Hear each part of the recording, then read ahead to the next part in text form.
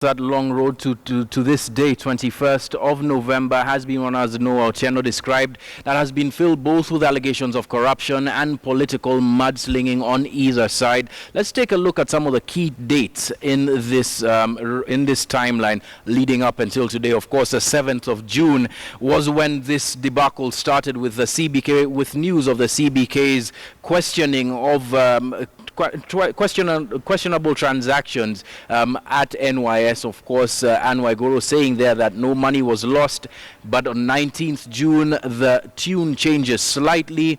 She says that she stopped the transaction of 826 million shillings in terms of transactions, and that no money was lost. That allegation still staying, and of course carrying over to the 25th of July when State House comes out to defend Ann Waiguru. Manoa Esipisu releasing a statement there, and it's coming up on the next board, saying that no money was lost again, alleging that there was someone who tried, or a number of people who tried to hack into the IFMIS system and make these transactions, but it was caught in time, and that the allegations being leveled against Ann Waiguru at that time were nothing but political mudslinging. But the plot, of course, would thicken. 11th September, Waiguru suspends 21 officials after a CID report that she had asked for, investigating what was going on at the NYS. And among the people who were interdicted at the time were Adan Halake, who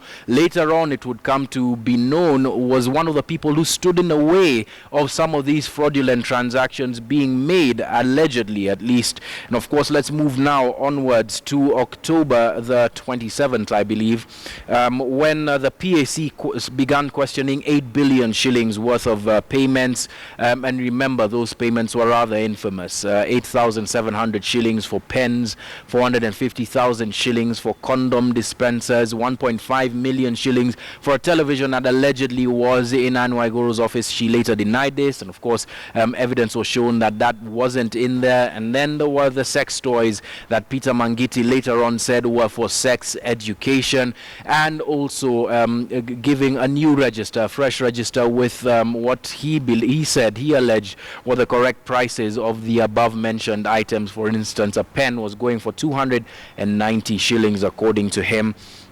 The plot would thicken further on November the 3rd. The devolution CS, the devolution PS, Peter Mangiti, as I had mentioned, says that that register was inaccurate. But on November the 5th, Ann Waiguru, after a meeting with the PAC, said that, as you saw in Noah Otieno's story, that she wouldn't resign, and some of the transactions and the signings on in terms of procurement were not made by her in person, and therefore she couldn't take responsibility for every single item that perhaps was transacted fraudulently. But this would keep going. Later on in November the 9th, she was questioned by the Ethics and Anti-Corruption Commission. Of course, Nelson Githinji and Peter Mangiti also being questioned around that time. And on November the 16th, after that CID file that had investigated those 21 officers that were interdicted was handed over to the DPP, Keriako Tobiko decides that there is enough evidence to charge Peter Mangiti as well as the head of the NYS, Nelson Githinji. Beg your pardon, Nelson Githinji resigning, or rather stepping aside that same evening, and saying that his conscience is clear and that yet again this was political mudslinging. But of course, that led up until today with the campaigns, including Alfred Keter as well as Raila Odinga, talking about the politics around this issue, alleging that Ann Waiguru was being protected by people at State House. Of course, those allegations yet to be proven. Ann Waiguru giving her own rebuttal to those same allegations. But this led up until today, November the 21st, 2015. Ann Waiguru throws in the towel, citing health concerns. Of course, this will form the basis of yet more political talk, it is likely. But what will happen at the devolution ministry, very interesting to note, considering that the amount of money that was said to have been lost has yet to be recovered. Now, an interesting story evolving out of corruption allegations across the country, and the government has been besieged by these kinds of corruption allegations.